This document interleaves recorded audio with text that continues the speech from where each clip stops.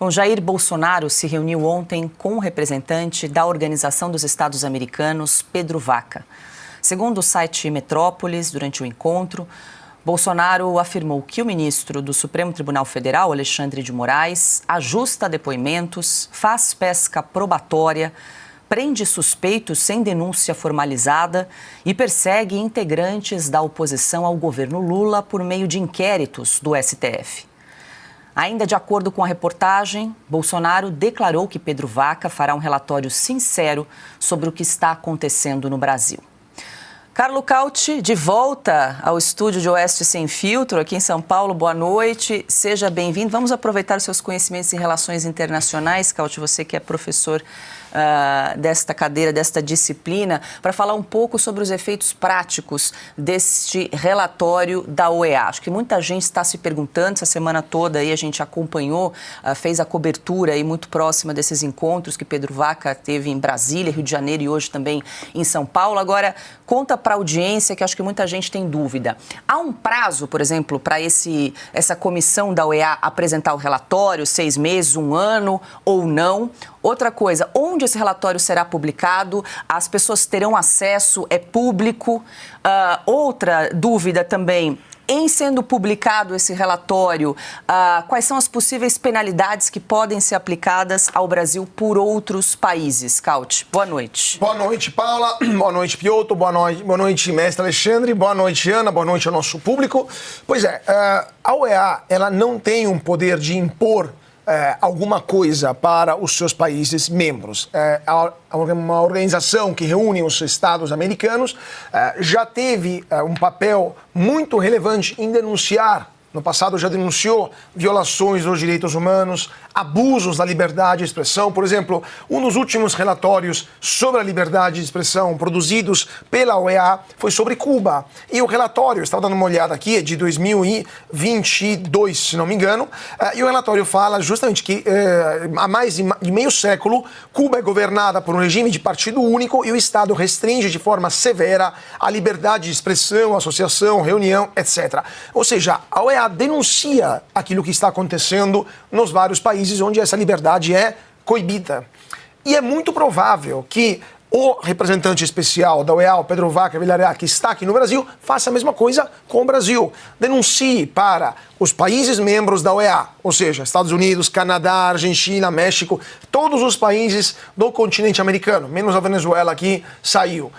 E para o mundo inteiro, que no Brasil não temos um Estado democrático de direito, que no Brasil não respeitamos o artigo 13 da Carta da OEA, que prevê que a liberdade de expressão é um direito humano fundamental.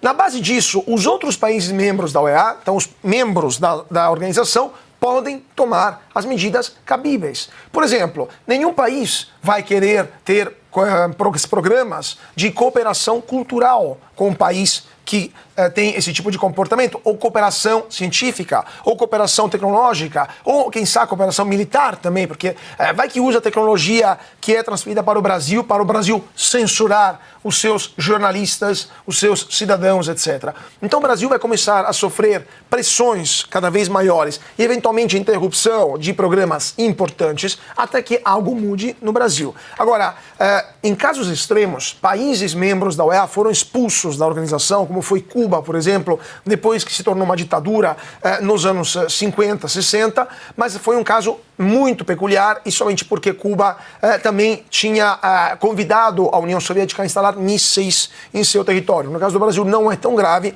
mas com certeza um relatório como esse pode aumentar a pressão sobre o governo brasileiro, sobre o Supremo Tribunal Federal e eventualmente levar países membros da OEA, como os Estados Unidos, a atuarem contra quem assinou decretos ou documentos que impunham a censura no passado, ou seja, ministros do STF. É por isso também que o entorno do presidente Lula alertou o ministro Alexandre de Moraes, é melhor não viajar para os Estados Unidos, porque ninguém sabe o que pode acontecer lá. Esses documentos ajudam juízes federais americanos a tomar, ou o governo americano, a tomar decisões do caso. E há um prazo para apresentação do relatório? Não, não tem prazo, mas obviamente, se o representante da OEA foi enviado ao Brasil por livre e espontânea pressão dos Estados Unidos, que pagam metade do orçamento da OEA, ele não vai poder atrasar muito a entrega desse relatório, não pode atrasar demais. Até porque fica feio para ele, o risco dele perder o emprego dele muito bem remunerado é alto e no final das contas, o governo brasileiro tem quanto a mais? 1 ano e meio de vida útil? Depois disso, quem sabe quem vai governar o Brasil? Mas ele, com certeza, vai querer ficar no emprego dele lá na UEA. Então é melhor soltar esse relatório logo. E é público? É público, está no site da UEA. Perfeito. Deixa eu passar aqui para o Alexandre, que na sexta-feira passada, Alexandre, a gente comentava sobre a futura visita do Pedro Vaca ao Brasil. Agora passou-se aí uma semana, quero ouvi-lo. Pedro Vaca se encontrou com parlamentares, com ministros do Supremo Tribunal Federal, hoje com veículos de comunicação. Qual o saldo você faz dessa visita, Alexandre? Bom, eu devo dizer que eu continuo cético. Eu expressei meu ceticismo e continuo cético, né? O Bolsonaro, por exemplo, o ex-presidente Bolsonaro parece que está otimista, né? Eu gostaria de conversar com o Van Hatten para saber o que ele acha, já que ele está acompanhando todas essas reuniões. Eu sei que ele está levando tudo que foi dito, né? Agora, podia levar só 2 coisinhas, não precisava mais do que isso, só 2, produzidas pelo próprio Supremo. Suficiente, mais do que suficiente. Aquela frase perante a UNE, do presidente do Supremo, que já foi presidente do TSE, da Justiça Eleitoral, né? Eu menciono isso no meu artigo na revista Oeste, né? Nós derrotamos o bolsonarismo. Isso cabe na cabeça de algum europeu, de algum americano, de que um juiz da Suprema Corte diga uma frase dessas? A frase por si só se explica. Ela é altamente eloquente, ela tem todas as informações necessárias, né? E depois olhar aquilo que o ministro Marco Aurélio Mello chamou de inquérito do fim do mundo, que contém também todos os ingredientes de ilegalidades. Foi baseado num regulamento interno do Supremo que foi derrogado pela Constituição de 88, pelos artigos 127 e 129. A iniciativa cabe ao Ministério Público. Não existe um crime dentro das instalações do Supremo para que houvesse uma suposta investigação administrativa, um inquérito administrativo que não foi. Se tornou um inquérito urbi et orbi, né?